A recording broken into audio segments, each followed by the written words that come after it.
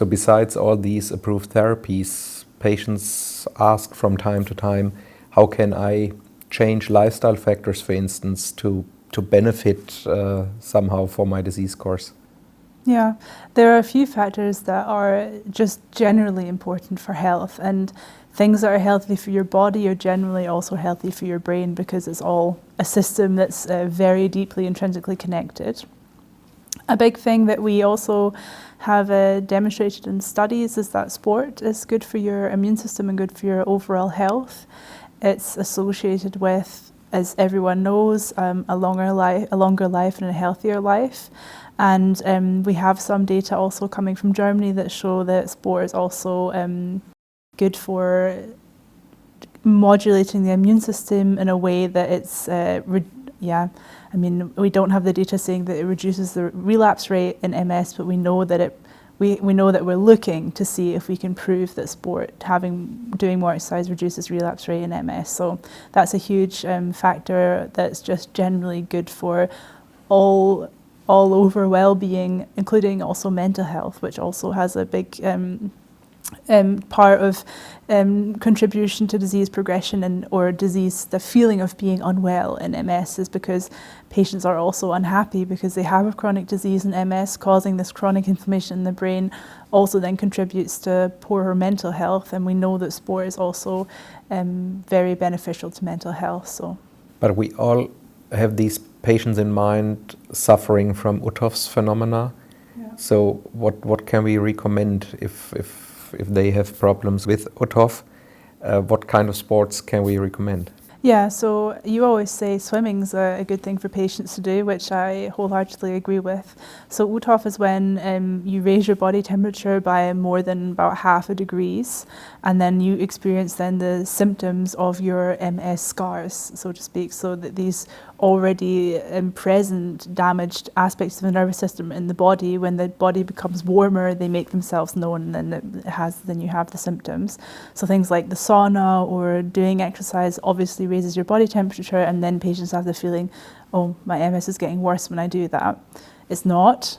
It's just it's a side effect almost of heat, and when you cool down, it should go away again. So obviously inducing insane stresses on the body, like ultra marathons, when you've not trained a lot for it, maybe you could stress your body so much that you do actually have a relapse, but in general, normal sport like people do wouldn't be associated with having a relapse risk, and to keep cool while doing a really good form of exercise is then perfect. Swimming's perfect for that, so that's a great tip for MS patients. Yeah, and additional factors like smoking or drinking alcohol. Yeah, so smoking is, in MS, we know that smoking is associated with more aggressive disease because smoking also modulates the immune system negatively. Smoking damages vessels also in the brain, so it's like a double hit if you have inflammation in the brain from MS and then also smoking causing damaged blood vessels and then increasing the risk of stroke is also that's also something you would wish to avoid if you, in general, but especially if you have a disease that attacks then aspects of the central nervous system. And unfortunately, alcohol is also, basically a toxin for the nervous system. It's toxic for nerves. It causes brain damage immediately and in the long term. Also nerve damage in general. So if you're drinking a lot of alcohol and damaging your brain and your nervous system through that, also having an MS on top is clearly not something that you would want to be happening at that, concomitantly. So, smoking. Sorry for interrupting, but this is surprising for me. I always thought that Scottish people, and you are from Scotland, are regarding whiskey as medicine. Yeah, so I wish I could say whiskey's not included in the bad alcohol bracket, but no comment. No comment. Okay, fair enough. So, but maybe we can still discuss a little bit nutrition. Yeah, so the Mediterranean diet is typically the diet that is associated with longevity and good health.